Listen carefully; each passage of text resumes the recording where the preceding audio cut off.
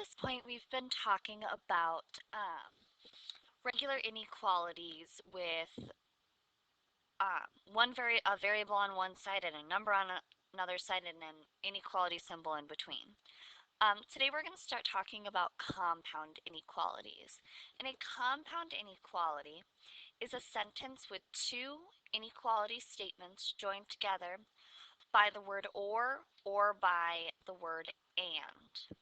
Today we're going to focus on the statements that include the word and. So what that means is and means that our solution must satisfy both inequalities. Alright, so there are some steps that we can go through to solve these and problems. So you want to write the inequality as two inequalities joined by and.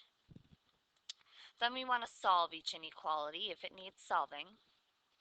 Simplify and write the solutions as one statement, and then graph the solution.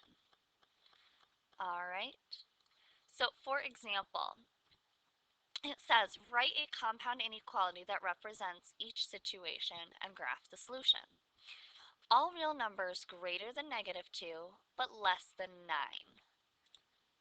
So what we're going to want to do first is we are going to look at each one of these statements as individual statements. So we're going to concentrate on all the real numbers greater than -2. So we're going to have x as all our real numbers, and they are greater than -2.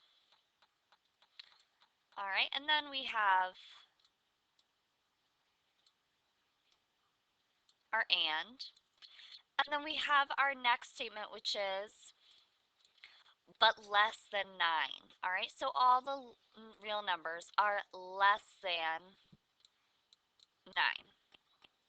All right, so we just completed our first steps. We write the inequalities as two inequalities joined by and. We don't need to solve them. Okay, now what we need to do is take these two statements and combine them into one. And how we're going to do that is we're going to have our x in the center, and we're going to have our smaller number on the left side and our larger number on the right side. All right, now here's where we need to make sure we keep our inequality symbols the same. So if we were to look at if we forget about the -2 and we were just to look at the x and the 9, okay, we want to know that x is less than 9, okay? However, on this side, we know that x is going to be greater than -2. So this is our inequality symbol, our compound inequality combined. All right, and how we would graph that is if we had a number line and we had 9 all the way here. Let's say we have 0 about here and -2 about here. We know these are both open circles because there is no greater than here.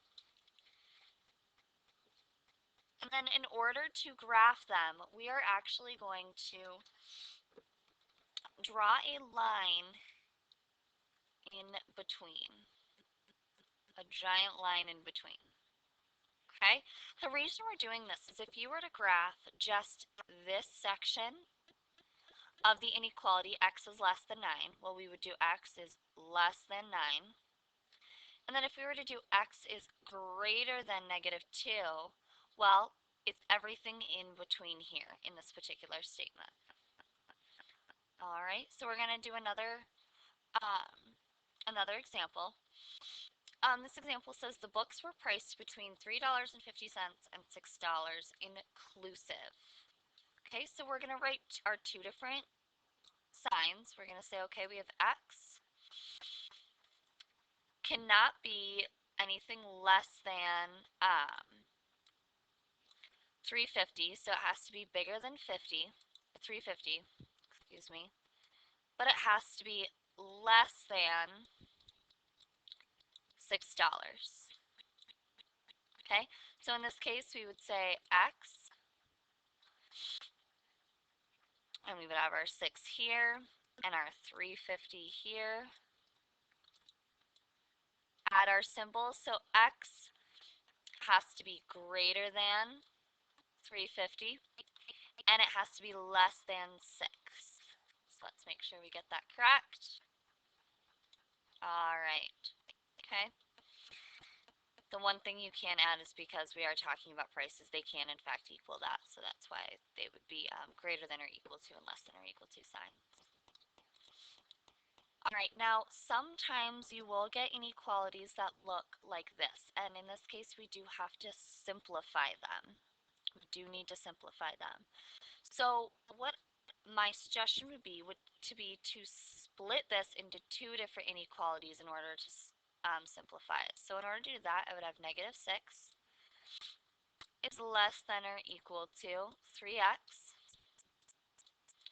And then I would have 3x is less than 15. I'm going to solve both of these, so I'm going to divide by 3, divide by 3. I'm going to have negative 2 is greater than or is less than or equal to x.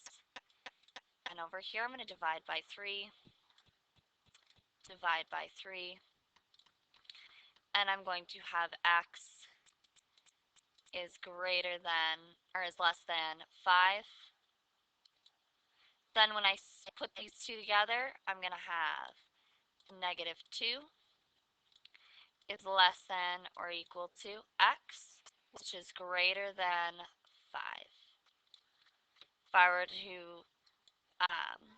graph this, 5 here, negative 2 here. I know it's hard to see because it's yellow. This case, this would be a closed circle. This would be an open circle. And we would just connect them with the bar in the middle. All right, so why don't you try this one on your own in your notebook, and if you feel comfortable, then you're good to go. Otherwise, we will be working on these tomorrow.